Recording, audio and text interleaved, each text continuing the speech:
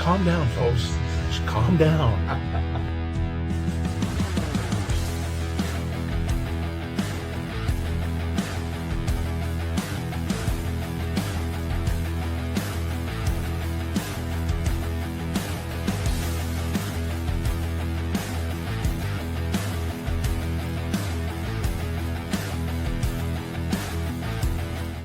Carson was, just before we went on, was saying, just calm down, folks. Just calm down. It's his favorite part of the intro. Hey, everybody. It is Barry and Carson from the Best Boys Center Ice podcast and the 2025 Stanley Cup playoff wrap-up show for Saturday night. And had a great game, game 6 tonight up in Dallas. Like, you really, I don't think you can ask for a better playoff hockey game than what we had. Excuse me.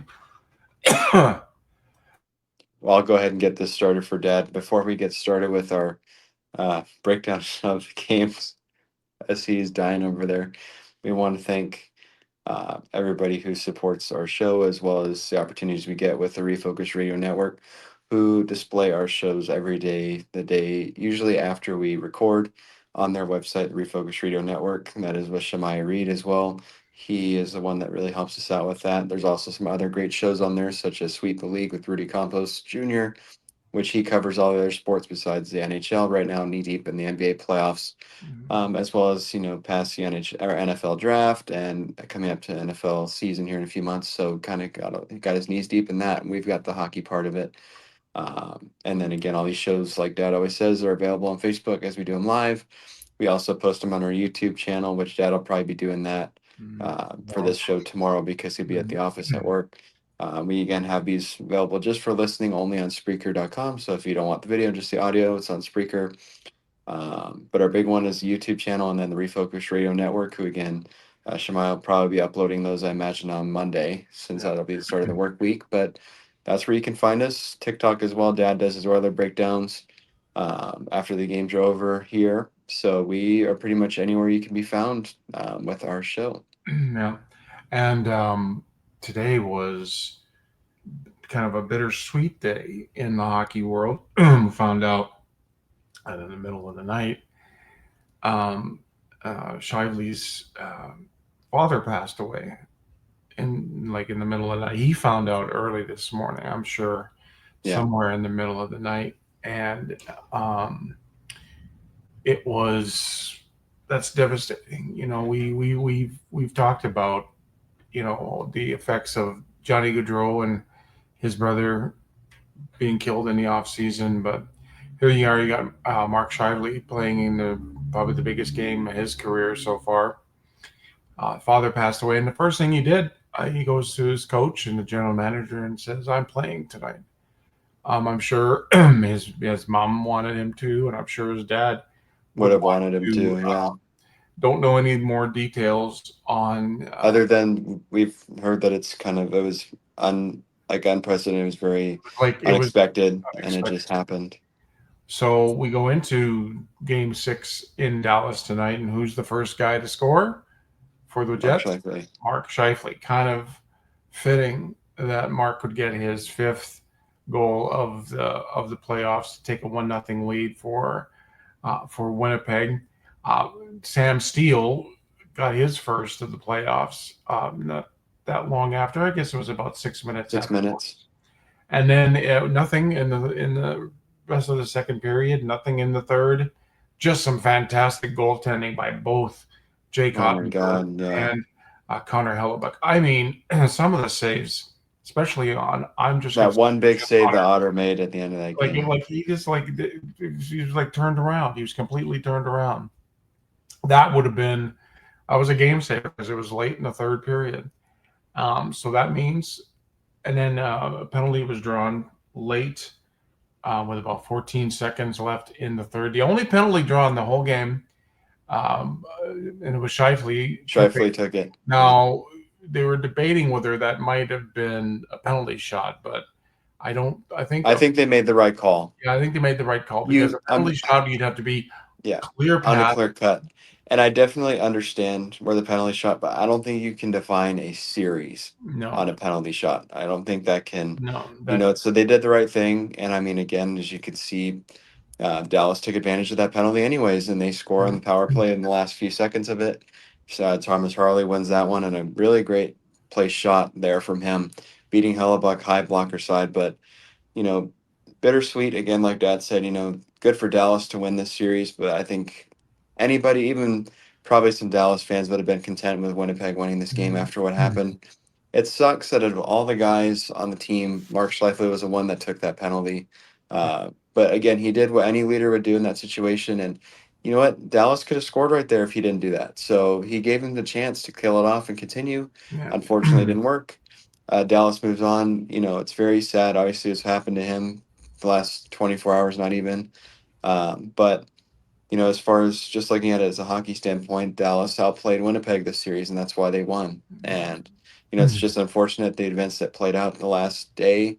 But good on Winnipeg. They did what they could. They tried their hardest. Shifley could have easily just gone back home, but he did honestly what probably is the right thing in that situation is just playing, because in your mind that's probably got to be a better off thing for you to do than being sitting and you're thinking in your thoughts at home or in your hotel by yourself, where Yeah. you're around all your teammates and your family. Basically your family, you're around these guys all year round, and you get to play the game you love. He was seen smiling obviously after that goal, so that was nice. And his teammates will be there for him long term, throughout the summer especially. They'll be spending a lot of time with him, I imagine. Anytime they can go golfing or do something, and much like what happened with the Gaudreau stuff, the Gaudreau brothers earlier before the season started, everybody will rally around him and allow him to grow and develop and become more whole after this, or as whole as he can. And really, I think next season we can see a different Mark Scheifele after this, where he'll be rejuvenized and, to wake him up, not wake him up, but like open his eyes up and just, I think, just unlock a new level of a great, already great hockey player. Yeah. And something that makes the playoffs so special, the handshake line. 2 days ago, him and Jamie Benn were like at each other's throats. They were both ready to probably rip each other's heads off. And in the line, they're standing and talking to each other for like 30, 45 seconds in that handshake line. That's what makes the playoffs and the hockey so great. But that's the unfortunate part of the sport. There always has to be a winner and a loser. Dallas is a winner. They move on. You look here at the shot board. Winnipeg, 23 total shots on goal. So you have Scheifele's goal, pretty much again between the dots. Pretty good location, and it was a great, great move, great play from him to score that one. Then Dallas's both pretty close to each other.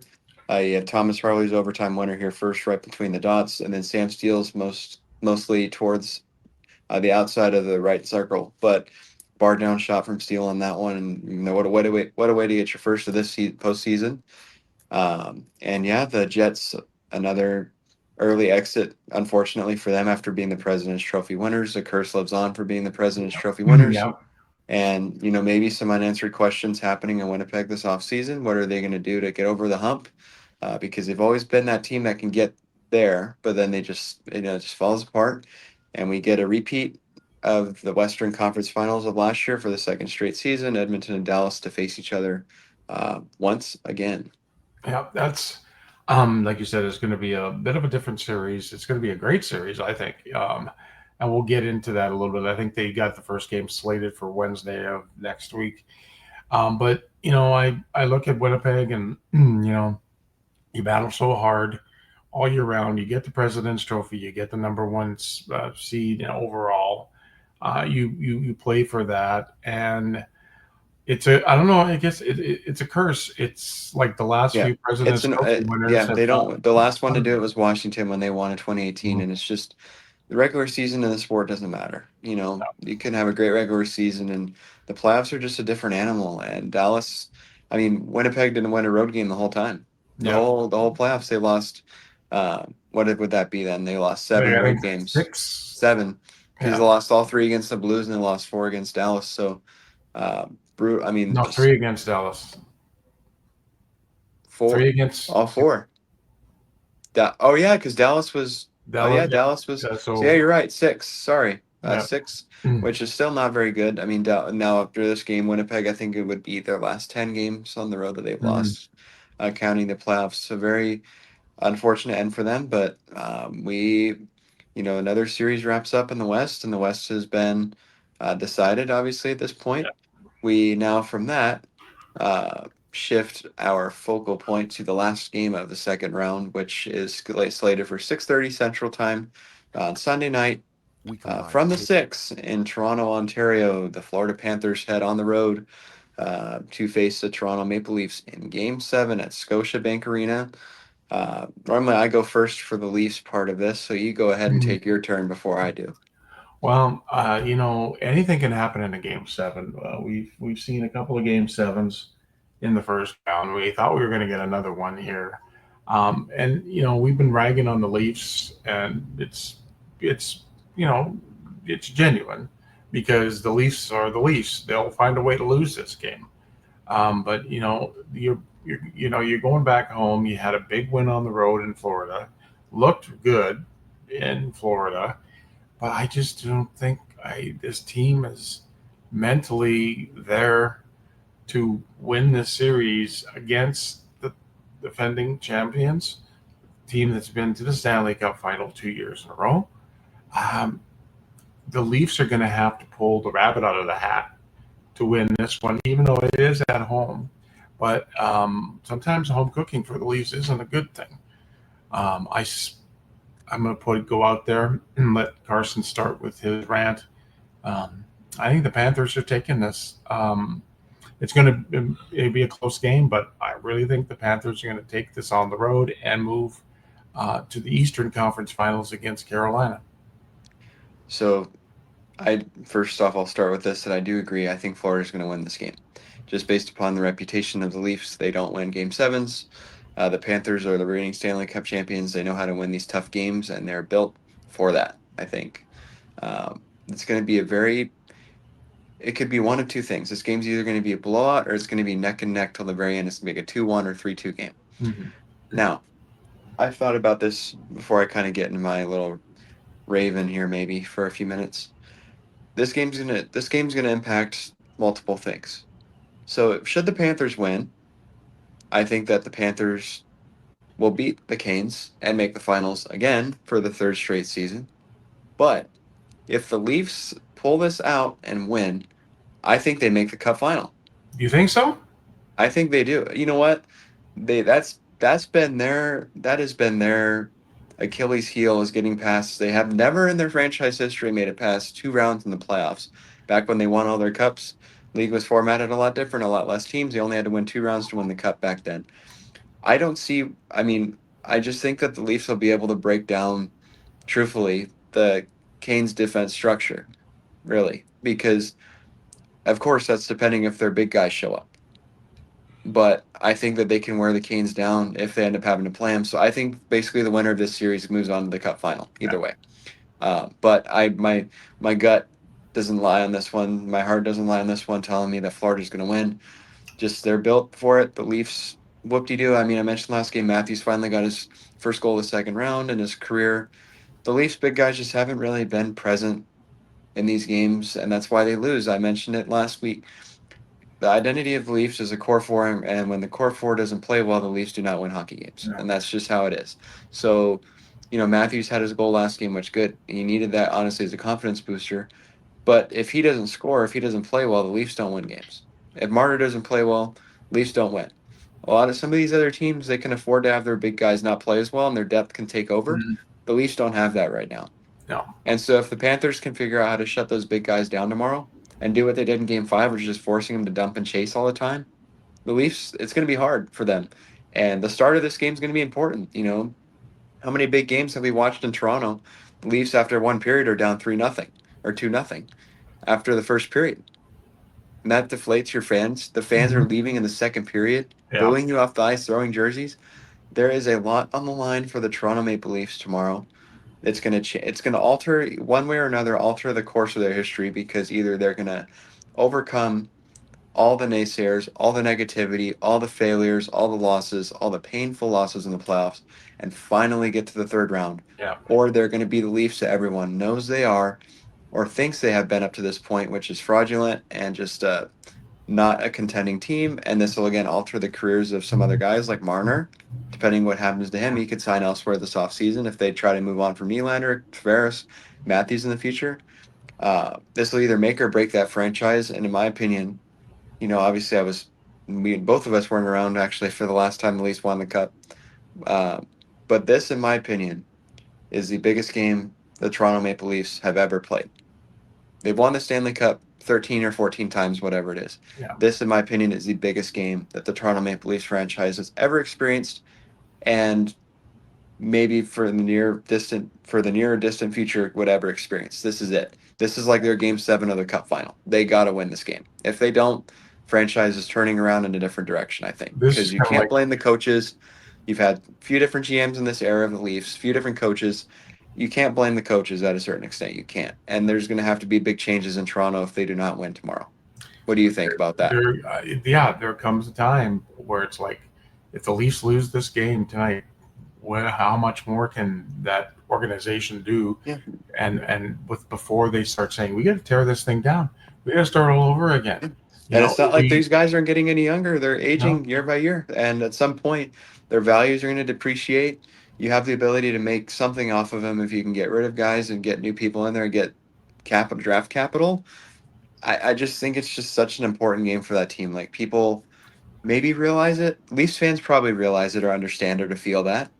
But outsider fans like myself and you who aren't fans of the Leafs, I really do think that this is the biggest game they've ever played and that franchise will ever play, up to this point at least. yeah, and we'll see. It's tomorrow night. It's a 6:30 start, as you can see on the screen. Um, Again, I said the last couple of games for the Leafs. We'll see what Leaf team we get to the first 10 minutes of the hockey game.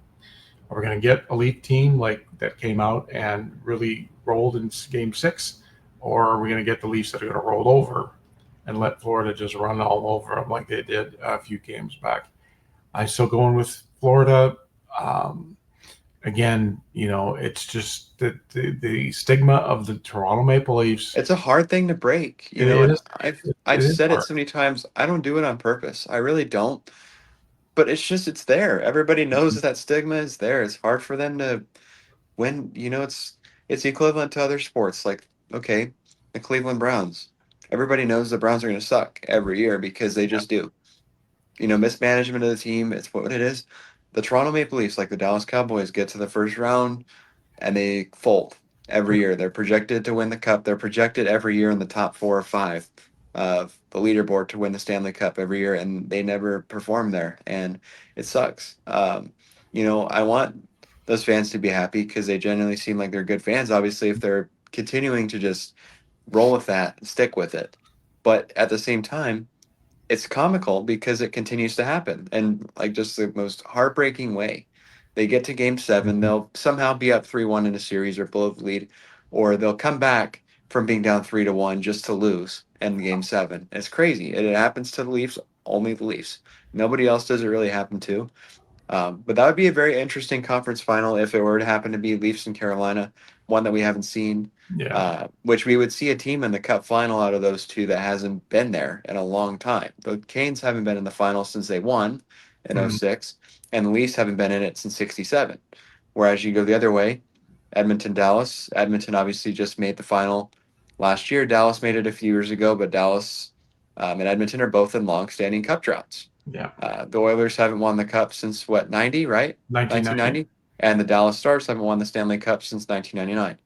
Yeah. So either way, if you happen to get Toronto in there, there is a long-standing Cup drought that is ready to be broken by either of these 4 teams. Uh, Looking ahead to the conference finals, I'll give early predictions, I guess, on that just for the West because we have that decided. Um, I have Dallas making it to the final. And Okay. I just Well. think they're built really good. They made great moves and during the season, getting Granlund, Mikko Rantanen. You got Heiskanen back. You got Jason Robertson back. Otter's playing unbelievable right now. That's going to be a hard team to beat. I think they just got so much better than they were last year because they folded that against the Oilers. They fell apart the last few games, and it was crazy to watch that. I just think they're a better team. At the same time, you got the Oilers who are hungry after losing last year. But they also, to an extent, have a stigma around him because McDavid hasn't gotten his cup yet. Yeah. And that's what everybody says. That's everybody's argument they can make is that Connor McDavid hasn't won a Stanley Cup. So what has he proven? It's going to be it's going to be a long series either way. I know where your heart lies. Mm-hmm. I just by watching the Stars play, that's just going to be a very different team than last year, and they're going to be a hard team to beat. Well, I go in with the Oilers. Like it would be crazy for me not to at this point. They've got a lot to prove. They want to get back to the Stanley Cup final night and win it. Just as much as Dallas wants to get there, of course, everybody wants to get there. No, I just think the Oilers, getting through LA, getting through, especially Golden or Vegas, they're going to be on the road You again. better say Golden State again. I almost said Golden State. They're going to be on the road again, and but they're comfortable that way. Obviously, they're comfortable playing. They're fine being on the road. So I'm going with Edmonton on this one. Game 1 of the Western Conference Finals will be Wednesday night in Dallas at 7:00 Central Time, and of course we'll be on tomorrow after the Leafs game against Florida, and then on Wednesday we'll get a couple of days off. We'll get Monday and Tuesday off. I don't know what we're going to do. Are you ready for a rant tomorrow night? Oh, I'll be ready for a rant tomorrow night. I don't even know if I'm going to rant if the Leafs get blown out. I think I'll still probably have my 2 cents to say if they still lose it, but they can't lose like they did in Game 5. That was embarrassing. So we'll be on probably within a half hour of the end of that game. Yeah, probably tomorrow night. Yeah, probably 9:30. Yeah, depending, of course. Maybe we'll see overtime in Game 7. Well, that would be something. All right, so we're going to wrap things up for tonight. You can get the Best Boys Center Ice podcast on YouTube on our YouTube channel. You can get all of the 2025 Stanley Cup playoff wrap-up shows on there. It'll be available as well later here for re-air on Facebook and on the Refocused Radio Network, probably on Monday. We'll upload it to both our YouTube channel and the Spreaker.com or our SoundCloud. And before we wrap it up, I have to give my credit to TSN again, like I do, for the amazing graphics, the shot totals, the shot boards, the shot locations, all that powered by TSN again. Mentioned I love that because you can see it's interactive. You can see it as a viewer as well as I'm able to kind of describe. But yeah, we give credit to them because they power all that information. Yeah. I keep some of it in my head as far as like the shot totals and the goal scorers. But that's next level, and it's amazing that they offer that ability. Yeah. So thank you to TSN, and thank you to Carson for putting all the great stuff together, the intro, the new graphics, and just calm down. Just calm down. Just calm down. Calm down, Leafs fans. Calm down. Yeah.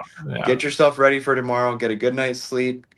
Get your morning coffee and get a breakfast. Maybe go catch a movie or something to relax yourself before you go to watch this game. Yeah. And some people are probably watching it with blankets over their heads because they don't want to be watching the game. Yeah. So we'll see. Game 7 is always exciting, and we'll be there for it right afterwards. So we're going to wrap things up tonight. And in the meantime, in between time, everybody have a great hockey night.